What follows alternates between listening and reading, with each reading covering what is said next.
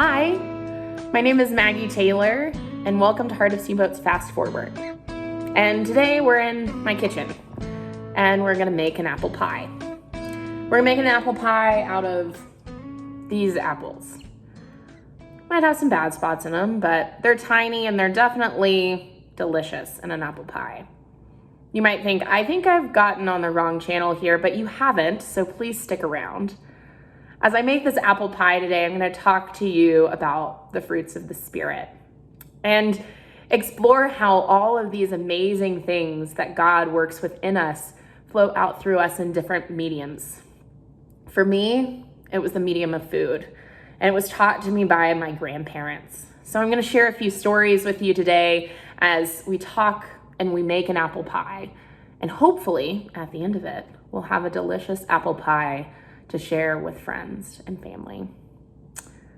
Thanks for joining me. Let's get started.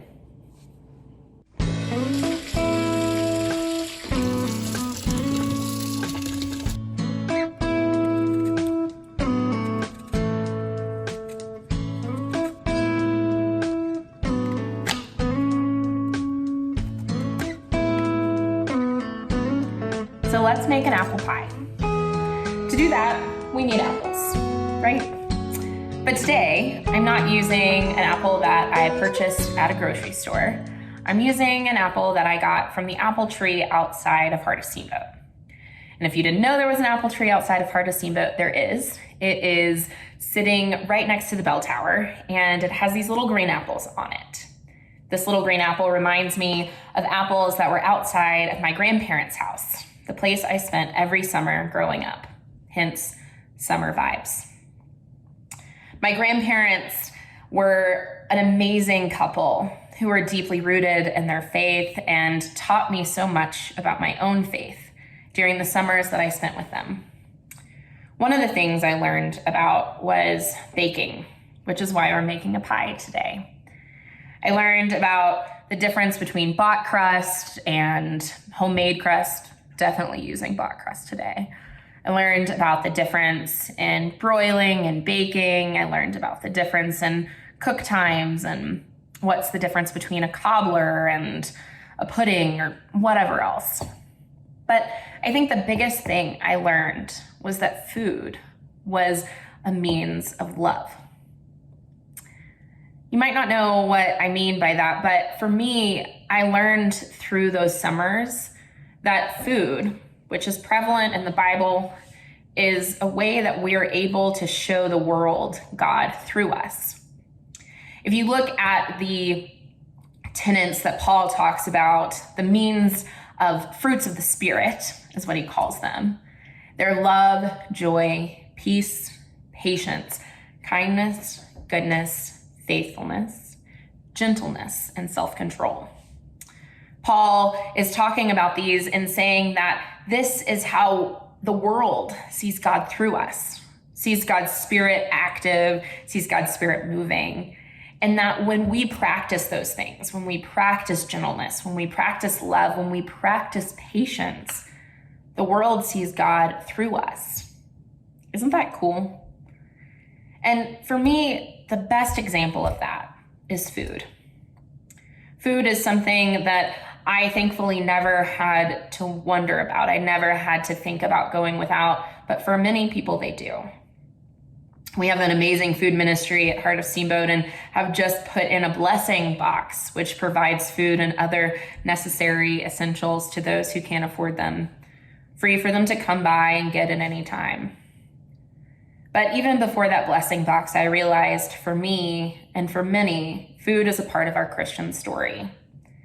So as I peel this apple today and make this pie, I want to share a little bit about that with you. Food is a part of the Christian narrative, whether we recognize it or not. I joke that probably the reason I like reading the Bible so much is that when I read it, I get to hear about meals and food, the things that I can relate to. I get to hear about Mary and Martha preparing a meal and being annoyed that one sister is listening while the other sister is busy. I get to hear about things like the Last Supper and feeding of the 5,000. And I get to hear about meals where people were invited who might not have fit society's standards. For me, as I think about food, I get excited by the potential that we each have, just like the potential of this apple. It's huge. The potential we have to show God's Spirit in the world is limitless. With this one apple, I can make dried apples, I can make applesauce, I can make an apple pie, I can make an apple cobbler. I could keep going on and on. And God looks at us the same way. With one person, with one individual, God can transform the world. And we are like this apple, able to help out. And it doesn't have to mean that we show those fruits of the Spirit every day. We don't have to be loving, joyful, peaceful, patient, good all the time, all at once. But we get the opportunity to be a little at a time, which is what God asks. We get the opportunity to take moments and to let our light shine, just like my grandparents did. They taught me patience through peeling these tiny little apples. They taught me love through letting us participate with them, even though it would have been easier to not. They taught me to be gentle, not to hold the apples too tight because they would bruise. They made sure that I knew that these weren't just for us, that these were a means of kindness going out in our community, that they were like that, feeding the 5,000, to be shared, not to be held so tightly. These little apples, just like us, were versatile. And even if they had bad spots in them or maybe weren't what you'd buy in the grocery store, they were just as useful, just like we are. God doesn't discriminate and look at us or look at any particular type of food for that matter and say, no, it has a bad spot, I can't use it. God looks at us and says, wow, look at that. Look how amazing they are. Look how many talents and gifts they have. Look how much they can share with the world. Now, maybe sometimes we feel like we don't meet the standard. But God's standards, they're much higher, but they're much broader than ours too. God knows that in community, in sharing meals, in sharing times together, we're able to grow.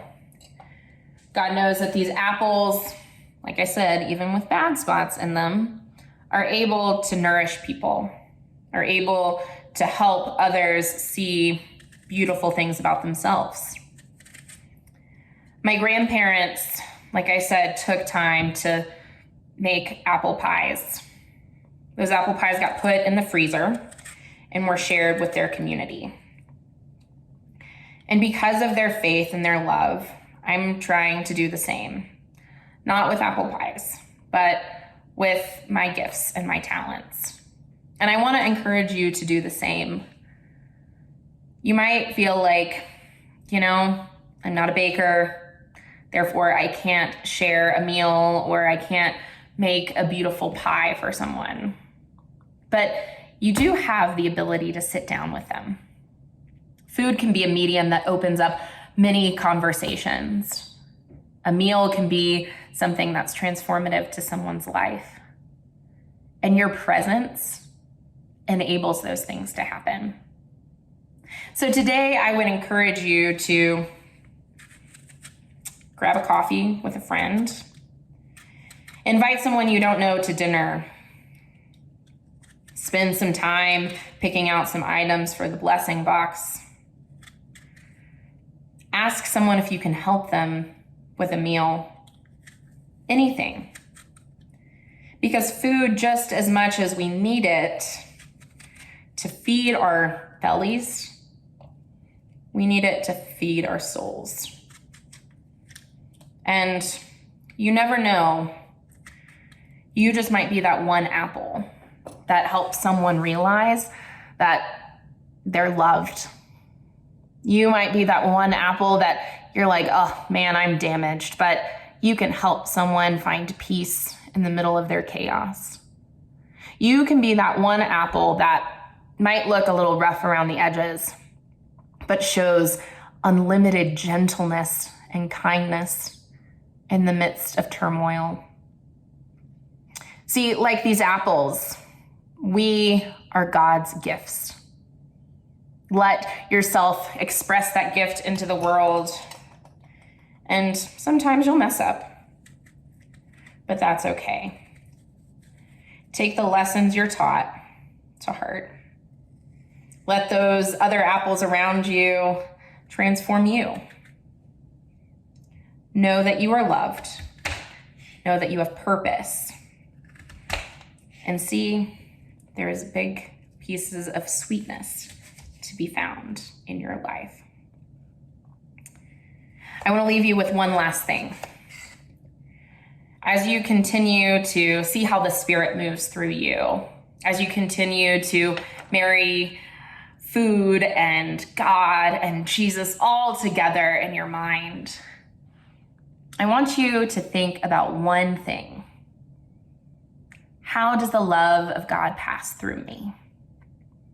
And to be fair for you, it might not be a meal. It might not be food. It's something to give a try.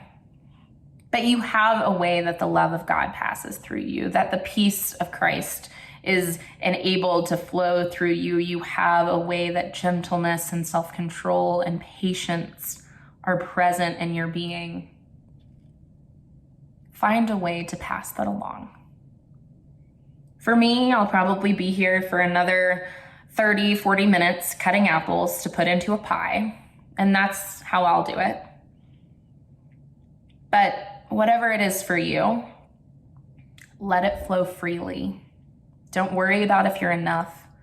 Don't worry about if it's right or good, because if it's coming from your heart and from the love that God shows you, it'll be sweeter than this pie. It'll be sweeter than anything ever imagined, because we all know God is good and God's love is sweeter than honey.